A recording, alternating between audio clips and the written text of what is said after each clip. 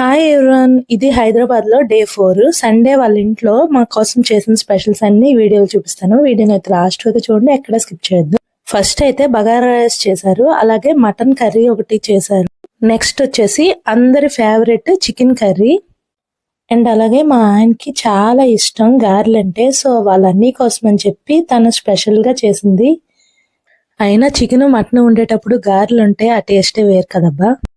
ఇవన్నీ ఐటమ్స్ తో పాటు స్వీట్ ఒకటి ఉండాలి కాబట్టి కీర్ అయితే ప్రిపేర్ చేశారు.